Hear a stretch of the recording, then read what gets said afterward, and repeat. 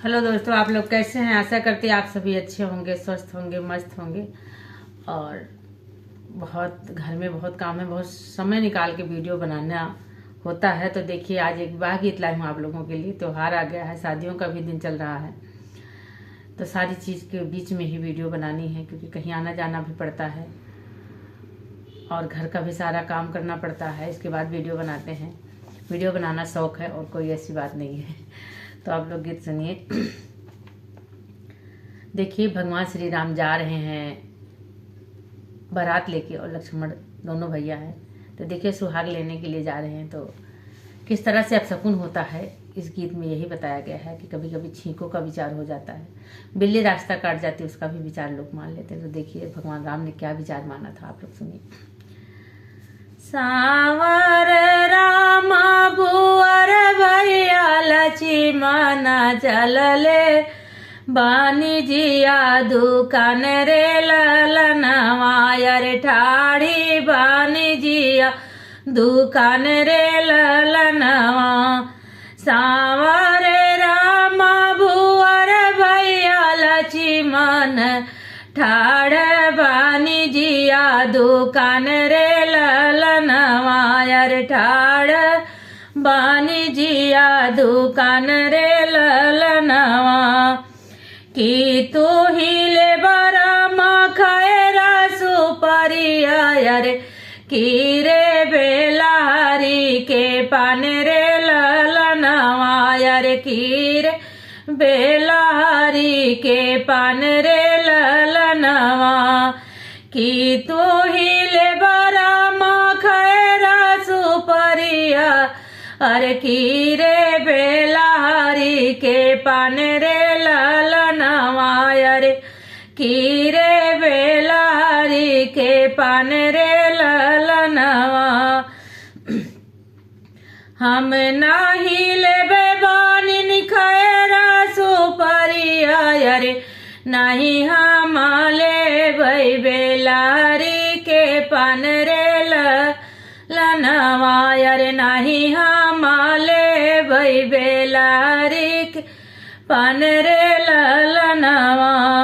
हम ताऊ लेबै बानिन अवध कैसे दूर, हम ताऊ लेबै बानिन सगुन कैसे दूर, अरे सीता बियाहन जब रे ललनवा, अरे सीता बियाहन जब रे ललन। हम ताऊ लेबै बानिन सगुन कैसे दूर, अरे सीता बियाहन जब रे ललनवा। सगुन कैसे दूर बानिन दिया यो ना पावै, अरे दाने बाए बोलै लाग कागरे ललनवा, अरे दाए बाए बोलै लागे कागरे ललनवा। सगुन कैसे दूर बानिन दिया यो ना पावै, अरे दाए बा बोलै लागे कागरे ललनवा, अरे दाए बाए बोल आगे कागरे ललनवा। जब राम ने सुना और दुकान वाली बानिन मालिन ने भी सुना, तो सोचने लगी कैसे अपशकुन हो रहा है। तो देखिए, भगवान श्री राम लक्ष्मण से क्या कह रहे हैं। तू ही हाया भया मोरा पढ़ला पंडितवा, अरे अपशकुन कै करहु विचार रे ललनवा, अरे छिकिया कै करहु विचार रे ललनवा।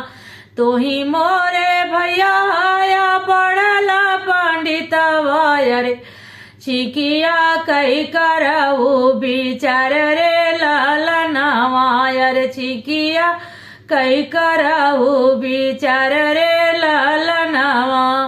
लक्ष्मण भी बड़े आश्चर्यचकित रह गए कि कैसे हो रहा है। हम शुभ सागुन से जा रहे हैं बारात लेके माँ सीता, भाभी सीता को ब्याहने के लिए, ये कैसा अपशकुन हो रहा। तो देखिए लक्ष्मण जी क्या कह रहे हैं। सब लक्ष्मण जी कह रहे हैं,